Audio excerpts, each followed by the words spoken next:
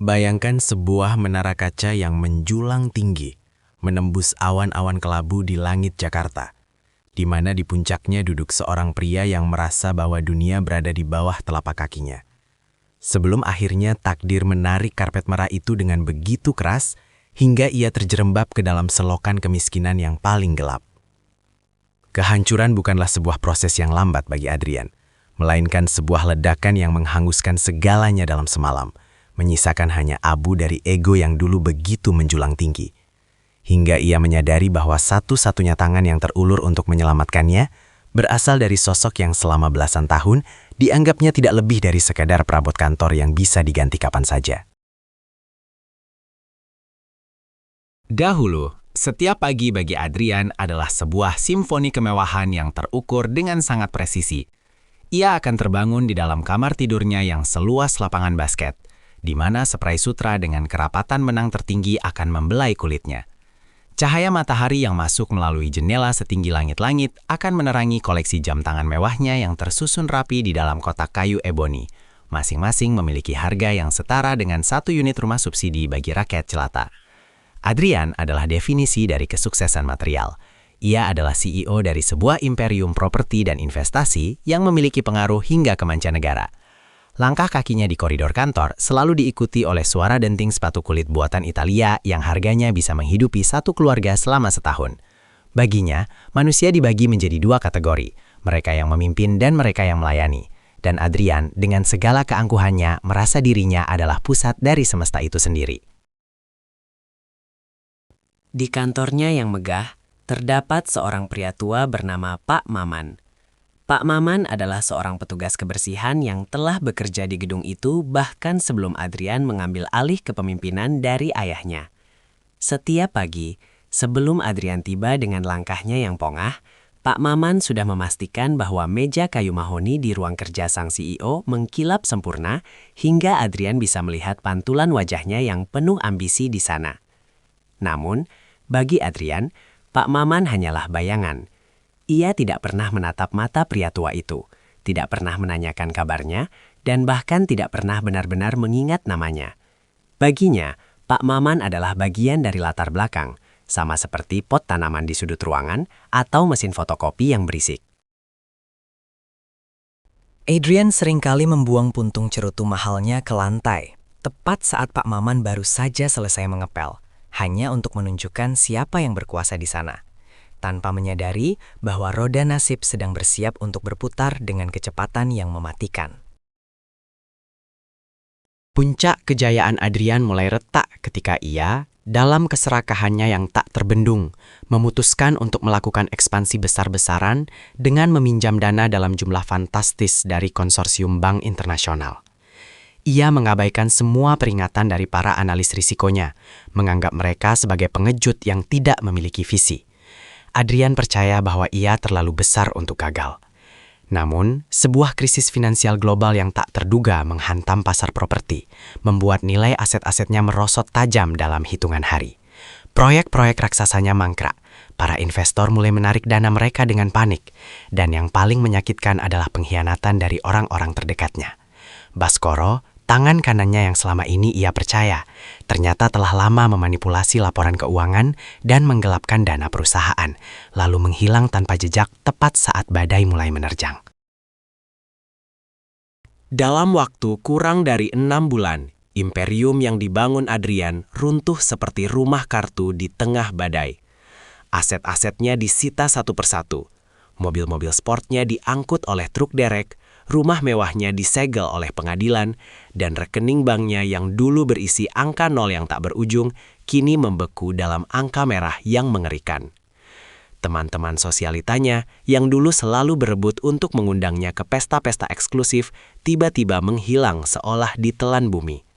Ponselnya yang dulu tak berhenti berdering, kini sunyi senyap, kecuali untuk panggilan dari penagih utang dan pengacara.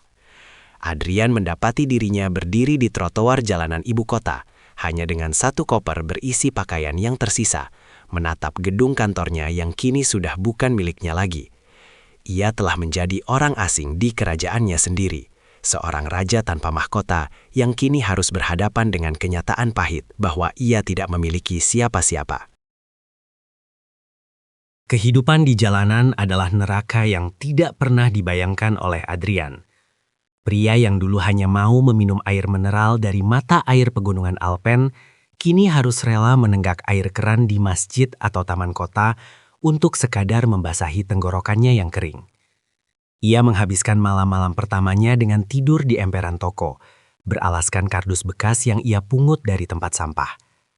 Rasa lapar yang melilit perutnya bukan lagi sekadar metafora, melainkan rasa sakit fisik yang nyata, yang membuatnya harus menahan malu untuk mengais sisa makanan dari bungkusan plastik yang ditinggalkan orang di pinggir jalan. Setiap kali ia melihat pantulan dirinya di kaca toko, ia hampir tidak mengenali pria kumal dengan janggut tidak teratur dan mata yang cekung itu. Harga dirinya yang dulu setinggi langit kini hancur berkeping-keping, diinjak-injak oleh dinginnya malam dan ketidakpedulian dunia yang dulu ia puja. Suatu malam, saat hujan deras mengguyur Jakarta dengan amarah yang luar biasa, Adrian berteduh di bawah halte bus yang bocor. Tubuhnya menggigil hebat karena demam yang mulai menyerang sistem imunnya yang lemah. Ia merasa bahwa ini adalah akhir dari perjalanannya. Tidak ada lagi harapan, tidak ada lagi ambisi. Di tengah keputusasaannya, sebuah mobil tua yang berkarat berhenti di depan halte tersebut. Seorang pria dengan payung yang sudah berlubang keluar dari mobil itu dan mendekatinya. Adrian tidak berani mendongak. Ia takut itu adalah petugas ketertiban yang akan mengusirnya. Namun, suara yang lembut dan penuh belas kasih terdengar di telinganya, memanggil namanya dengan nada yang sangat akrab namun sudah lama tidak ia dengar. Itu adalah Pak Maman, pria tua yang dulu sering ia hina dengan kebisuan dan keangkuhannya di kantor. Pak Maman tidak memandang Adrian dengan tatapan menghina atau penuh kemenangan atas kejatuhannya. Sebaliknya, pria tua itu melepaskan jaketnya yang sederhana dan menyampirkannya ke bahu Adrian yang bergetar. Tanpa banyak bicara, Pak Maman membantu Adrian berdiri dan membimbingnya masuk ke dalam mobil tuanya yang berbau minyak tanah dan pengharum ruangan murah. Di dalam mobil itu, Adrian hanya bisa menunduk. Air mata yang selama ini ia tahan akhirnya tumpah, membasahi pipinya yang kotor.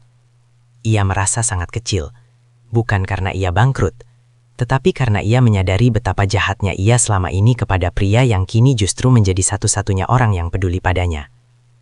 Pak Maman membawa Adrian ke rumahnya yang sangat sederhana di sebuah gang sempit di pinggiran kota. Sebuah tempat yang dulu mungkin tidak akan pernah mau dimasuki oleh Adrian, bahkan dalam mimpi buruknya sekalipun.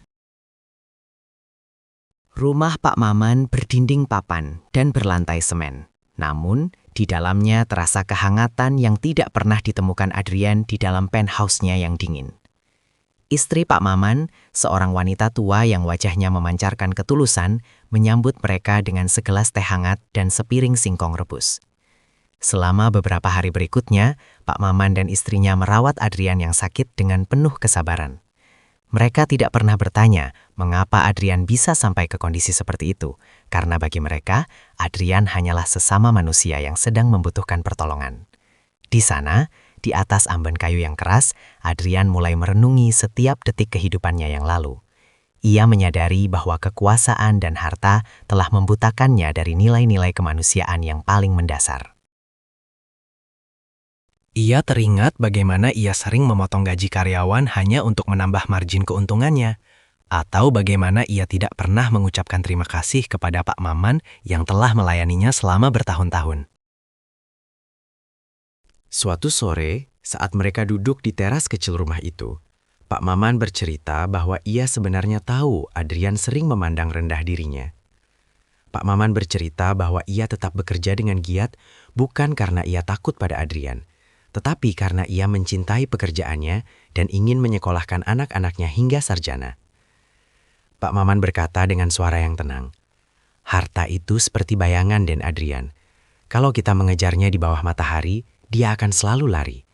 Tapi kalau kita berjalan ke arah yang benar, dia akan mengikuti kita dari belakang. Yang penting itu bukan seberapa banyak yang kita punya di tangan, tapi seberapa banyak yang kita punya di hati." Kata-kata itu menghujam jantung Adrian lebih dalam daripada kerugian miliaran rupiah yang dialaminya. Ia menyadari bahwa Pak Maman, dengan segala keterbatasannya, jauh lebih kaya dan lebih berkuasa daripada dirinya saat masih menjadi CEO, karena Pak Maman memiliki kedamaian jiwa yang tidak bisa dibeli dengan uang.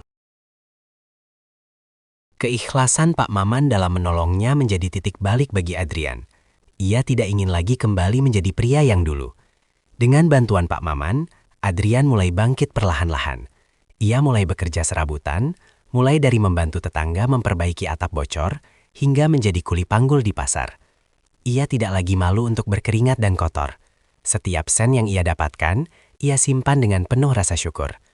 Adrian juga mulai menggunakan keahlian manajerialnya untuk membantu usaha kecil di lingkungan tempat tinggal Pak Maman. Ia membantu para pedagang pasar mengatur keuangan mereka dan memberikan saran tentang cara memasarkan produk mereka dengan lebih baik. Perlahan namun pasti, reputasi Adrian sebagai orang yang jujur dan cerdas mulai tersebar di lingkungan tersebut. Ia bukan lagi Adrian sang CEO yang ditakuti, melainkan Adrian yang dihormati karena kebaikannya. Beberapa tahun berlalu, Adrian berhasil membangun sebuah usaha konsultasi bisnis kecil-kecilan yang berfokus pada pemberdayaan UMKM. Ia tidak lagi mengejar kemewahan yang berlebihan. Ia tinggal di sebuah rumah yang sederhana namun nyaman, tidak jauh dari rumah Pak Maman yang sudah ia renovasi menjadi lebih layak sebagai bentuk balas budinya. Adrian juga mendirikan sebuah yayasan pendidikan bagi anak-anak petugas kebersihan dan pekerja kasar, memastikan bahwa mereka memiliki kesempatan yang sama untuk maju.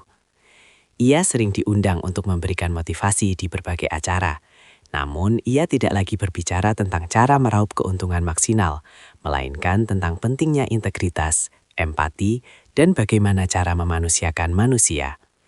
Setiap kali ia berdiri di depan panggung, ia selalu menceritakan kisah tentang Pak Maman, sosok yang menyelamatkannya bukan dengan uang, melainkan dengan kemanusiaan. Kisah Adrian adalah pengingat bagi kita semua bahwa hidup ini sangatlah dinamis dan penuh dengan kejutan yang tak terduga. Kekuasaan, jabatan, dan kekayaan hanyalah titipan yang bisa diambil kembali oleh sang pemilik kehidupan dalam sekejap mata.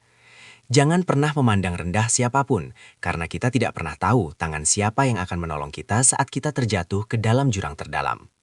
Seringkali, malaikat penyelamat kita tidak datang dalam balutan jubah putih yang bersinar atau setelan jas yang mahal, melainkan dalam sosok yang paling sederhana, yang selama ini mungkin luput dari perhatian kita. Kehormatan sejati tidak terletak pada seberapa tinggi kita duduk di atas orang lain, melainkan pada seberapa rendah kita bersedia membungkuk untuk mengangkat mereka yang sedang terjatuh. Di dunia yang sering kali menilai seseorang hanya dari apa yang mereka miliki, kita perlu belajar untuk melihat lebih dalam ke dalam jiwa. Adrian harus kehilangan segalanya untuk bisa menemukan dirinya yang sebenarnya. Dan ia harus jatuh ke titik terendah untuk bisa melihat bintang-bintang dengan lebih jelas. Pak Maman telah mengajarkannya bahwa kebahagiaan tidak ditemukan dalam akumulasi materi, melainkan dalam distribusi kasih sayang. Sekarang, setiap kali Adrian berjalan melewati seorang petugas kebersihan, ia akan berhenti sejenak, menatap mata mereka, dan mengucapkan terima kasih dengan tulus. Karena ia tahu, di balik seragam yang mungkin berbau keringat itu, terdapat hati yang mungkin saja lebih mulia daripada hati para raja dan penguasa. Transformasi Adrian bukan hanya tentang perubahan status finansial, melainkan tentang revolusi spiritual. Ia belajar bahwa kegagalan bukanlah akhir dari segalanya, melainkan sebuah undangan untuk memulai kembali dengan cara yang lebih benar. Pengalaman pahitnya menjadi pupuk bagi tumbuhnya kebijaksanaan yang baru. Ia kini memahami bahwa kesuksesan yang sesungguhnya adalah ketika keberadaan kita memberikan manfaat bagi orang lain, bukan hanya bagi diri kita sendiri. Adrian tidak lagi merasa perlu membuktikan apapun kepada dunia. Ia telah menemukan kedamaian dalam kesederhanaan dan ia telah menemukan keluarga dalam diri orang-orang yang dulu ia abaikan. Hidupnya kini jauh lebih berwarna dan bermakna daripada saat ia masih dikelilingi oleh dinding-dinding kaca yang dingin dan palsu. Kita semua memiliki potensi untuk menjadi Adrian dalam skala yang berbeda-beda, merasa hebat karena pencapaian kita, dan lupa pada mereka yang membantu kita di belakang layar. Namun, Kita juga memiliki potensi untuk menjadi seperti Pak Maman, tetap baik dan tulus meskipun dunia tidak pernah memberikan tepuk tangan. Kisah ini mengajarkan kita untuk selalu menjaga kerendahan hati, karena di atas langit masih ada langit, dan di bawah tanah yang kita injak ada akar-akar yang menopang kehidupan kita tanpa pernah meminta imbalan. Jangan biarkan kesuksesan membuatmu tuli terhadap suara mereka yang membutuhkan, dan jangan biarkan kegagalan membuatmu buta terhadap kebaikan yang masih ada di dunia ini. Karena pada akhirnya, yang akan diingat dari kita bukanlah seberapa banyak harta yang kita kumpulkan, melainkan seberapa banyak nyawa yang kita sentuh dengan kebaikan kita. Kini, setiap kali matahari terbenam di ufuk barat Jakarta, Adrian sering duduk di teras rumahnya bersama Pak Maman, menikmati kopi tubruk dan pisang goreng sambil berbincang tentang masa depan anak-anak di yayasan mereka. Tidak ada lagi sekat antara majikan dan pelayan, yang ada hanyalah dua orang sahabat yang dipersatukan oleh takdir dan rasa syukur. Adrian menyadari bahwa kebangkrutannya adalah berkah terselubung yang paling besar dalam hidupnya, karena tanpa itu ia mungkin akan mati sebagai orang kaya yang miskin jiwa. Ia telah kehilangan dunianya yang lama, namun ia telah mendapatkan sebuah dunia baru yang jauh lebih indah, di mana cinta dan kemanusiaan adalah mata uang yang paling berharga. Dan itu adalah kekayaan yang tidak akan pernah bisa disita oleh bank manapun di dunia ini. Sebagai penutup dari perjalanan panjang ini, mari kita merenung sejenak tentang hubungan kita dengan orang-orang di sekitar kita. Apakah kita sudah memperlakukan mereka dengan rasa hormat yang layak mereka dapatkan? Atau apakah kita masih sering menilai orang berdasarkan apa yang mereka pakai atau apa pekerjaan mereka? Ingatlah bahwa setiap orang yang kita temui sedang memperjuangkan pertempuran yang tidak kita ketahui. Dan sebuah senyuman atau kata-kata yang baik bisa menjadi pelambung bagi mereka yang sedang tenggelam. Jangan menunggu sampai kita kehilangan segalanya untuk mulai menghargai hal-hal kecil yang sebenarnya sangat berarti. Jadilah pribadi yang tidak hanya mengejar puncak, tetapi juga peduli pada mereka yang berada di lembah, karena di sanalah karakter asli kita diuji dan dibentuk. Terima kasih karena telah menyimak kisah tentang kejatuhan dan kebangkitan Adrian ini hingga akhir. Sebuah cerita yang mengingatkan kita bahwa kemanusiaan adalah cahaya yang paling terang di tengah kegelapan yang paling pekat. Jika kisah ini menyentuh hati Anda atau memberikan perspektif baru dalam memandang kehidupan, jangan ragu untuk membagikannya kepada orang-orang terdekat Anda, agar pesan kebaikan ini dapat terus mengalir. Jangan lupa untuk menekan tombol berlangganan dan menyalakan lonceng notifikasi, agar Anda tidak melewatkan kisah-kisah inspiratif lainnya yang akan kami sajikan dengan penuh kedalaman dan detail. Sampai jumpa di perjalanan cerita selanjutnya, di mana kita akan terus menggali makna di balik setiap peristiwa kehidupan. Dan ingatlah untuk selalu menjadi alasan seseorang tersenyum hari ini.